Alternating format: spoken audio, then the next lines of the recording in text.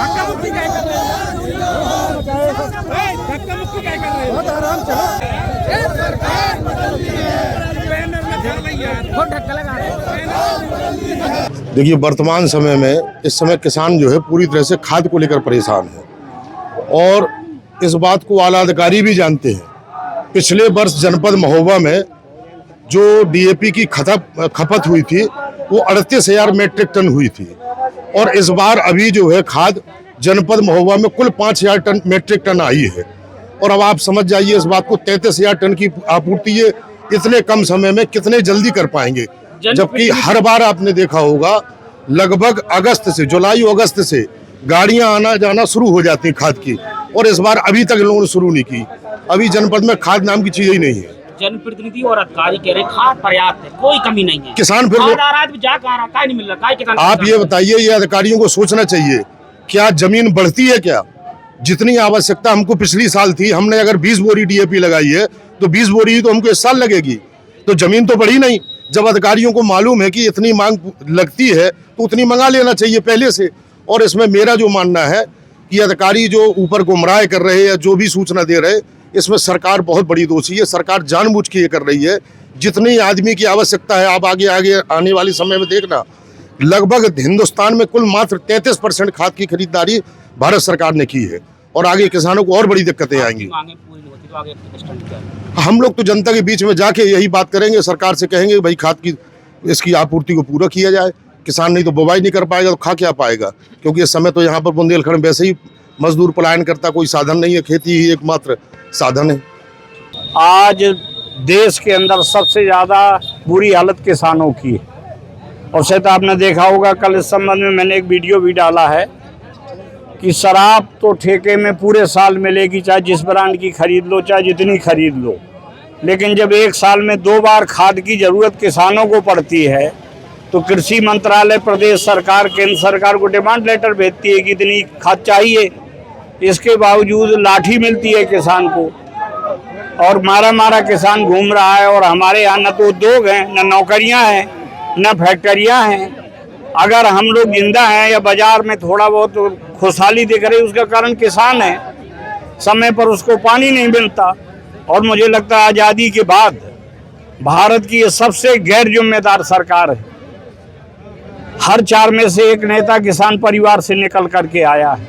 पर ये बड़ी दुख की बात है कि जब वही नेता सत्ता से बाहर हो जाता है तो किसानों की बात करने लगता है। हमें तो गर्व है अपने नेता आदरणीय अखिलेश जी पर। आपने देखा है कि उन्होंने अपने समय पर किसानों के लिए कितनी जिम्मेदारी के साथ एक कदम उठाए और अलग हट करके काम किया और उससे काफ़ी परिवर्तन आया। चाहे बिजली के बिल का मामला हो, चाहे कनेक्शन का मामला हो, चाहे खाद बीज का, ऐसी स्थिति से कभी उत्तर प्रदेश का महान मतदाता नहीं गुजरा। मुझे लगता है केंद्र में बैठी हुई सरकार और प्रदेश की सरकार किसान भाइयों की धैर्य और संयम की परीक्षा ले रही है। सूपा में जिस तरह से एक हमारा किसान भाई घायल हुआ और उसी पर मुकदमा लिखा गया, ये इस बात को बता रहा है कि भारत का लोकतंत्र खतरे में है। और ऐसी स्थिति में प्रदेश की और देश की आवाम की पूरी जो इच्छा है, विश्वास है, भरोसा है माननीय अखिलेश यादव जी पर टिका हुआ है। तो हम लोग भी किसान परिवार से ही हैं, खेती ही करते हैं। यह मजदूर परिवार से कह रही है कि सपा और बसपा के कार्यकाल में भी खाद की समस्या रही है। आप बताइए कब रही है? भाई कह देना बहुत आसान होता है। इसीलिए कि स्वर्गीय नेताजी माननीय मुलायम सिंह जी खुद किसान परिवार से थे। अब इसमें तो सब अंग्रेजी बोलने वाले और विदेश से पढ़ करके आए एसी में रहने वाले लोग हैं, जिन्हें न गांव देखे, न गरीब देखे, न किसान देखे, न मजदूर देखे। मैं तो दावे के साथ कहता हूं कि इनके प्रदेश के 10 सिलेक्टेड नेताओं को बुला लीजिए और फसल आ जा खेत पे खड़ा कर दीजिए। वो बता नहीं पाएंगे कि ये मूंगफली है, कि ये सोयाबीन है, कि ये कपास है या क्या है, वो कुछ जानते ही नहीं। मंत्री जी एक चीज़ और, लगातार कई फर्जीवाड़े महोबा में हो रहे हैं। कहीं रॉयल्टी का फर्जीवाड़ा, तो कहीं प्रधानमंत्री फसल बीमा का फर्जीवाड़ा, तो कहीं वोटर लिस्ट में एक घर में 250-250 नाम, 4000 नाम। कैसे देखते हैं इन सब फर्जीवाड़ों? सुबह से शाम तक जिनका नेता ही झूठ बोलता है तो उनसे आप किसी अच्छे काम की उम्मीद कैसे कर सकते हो? ये जैसे आप परीक्षा दो, खुद एग्जामिनर बन के अपनी कॉपी जांचने लगो और 100 नंबर दे दो। ये कहते हैं हम बहुत ईमानदार हैं, हमारे मंत्री बहुत ईमानदार हैं। मैं दावे के साथ कहता हूं कि ये सरकार भी जाएगी और जब जाएगी तो इनके हर बड़े नेता के 10-10 भ्रष्टाचार निकलेंगे। यहीं देख लो, फसल बीमा का घोटाला, रॉयल्टी का घोटाला, ये छोटा सा जिला है और कितने हम बता दें। तो मैं कुल मिलाकर के ये कहना चाहता हूं कि आज किसान का अस्तित्व तो संकट में है, महंगाई से परेशान है, भ्रष्टाचार से परेशान है, प्रशासनिक गुंडागिर्दी से परेशान है। वो सहानुभूति और सहयोग का पात्र है। राजनीति से हट करके बड़ा दिल रखते हुए कम से कम किसान भाइयों को खाद उपलब्ध कराएं। अगर नहीं कराएंगे तो हमारे माननीय जिलाध्यक्ष जी खड़े हैं, अनुभवी हैं, हमारे बुजुर्ग हैं, बड़े भाई हैं, हमारे अगल बगल ये रामजीवन दद्दा जी हैं, मनोज तिवारी जी हैं, सब हमारा एक एक कार्यकर्ता उत्तर प्रदेश के किसानों की लड़ाई लड़ने के लिए पूरी तरह से तैयार है। हम इसमें राजनीति नहीं करना चाहते, ये हमारा राजनीति का विषय नहीं है। सरकार से अनुरोध करते हैं कि बड़ा दिल दिखाते हुए किसानों को खाद उपलब्ध कराएं। किसान बहुत ही परेशान हैं और वो दिन रात लाइन लगाए में खड़े हैं और उनको खाद नहीं मिल रही है। अब किसानों इतना परेशान है कि उनके साथ न्याय होना चाहिए। हम सब लोग समाजवादी पार्टी इसी में प्रदर्शन लगाए हुए हैं कि किसानों की खाद की समस्या होना चाहिए और जो उन्होंने कालाबाजारी धन किया है, घोटाला किया है कि उनका बीमा आया ही नहीं है और सब लोग बीचे बीच ले गए हैं, बड़े बड़े माफिया। तो इस तरीके से उनके जो अन्याय हुआ है उनके साथ न्याय होना चाहिए किसानों की, हम यही मांग करते हैं। ये वर्तमान सरकार की बहुत बड़ी नाकामी सिद्ध हो रही है, क्योंकि ये सरकार किसान विरोधी सरकार है और लुटेरी सरकार है, झूठ फरेबी सरकार है, जो किसानों के साथ आज किसान परेशान हो रहा है। 90%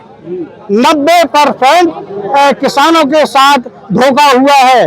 किसानों की जमीन है और कृषि विभाग और सत्ता के वर्तमान सरकार के कुछ नुमाइंदों ने फर्जी बीमा करा लिए हैं, तो सारे किसान 90% परेशान है उस आंदोलन में। और खाद की कालाबाजारी, एक ट्रक खाद बेचते हैं, काउंटर इनको 2-3 लगाना चाहिए, वहां बड़ा एक प्रकार से खून खराबा हो रहा है।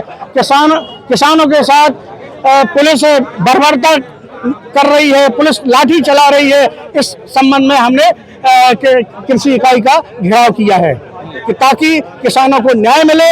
जो फसल बीमा में लफड़ा किया हुआ है वर्तमान सरकार के नुमाइंदों ने और डीडी ये कृषि विभाग के अधिकारियों ने, इनको सबको सजा मिलनी चाहिए और किसानों का जो फसल बीमा का पैसा है वो किसानों के खाते में जाना चाहिए। का घोटाला मानते हैं? अब मुझे तो ज्यादा कुछ मालूम नहीं है, मुझे इतना मालूम है कि 132 करोड़ का घोटाला हुआ है और इसमें सभी वर्तमान सरकार के नुमाइंदे और उन्हीं के शागिर्द, ये सब प्लानिंग से हुआ है।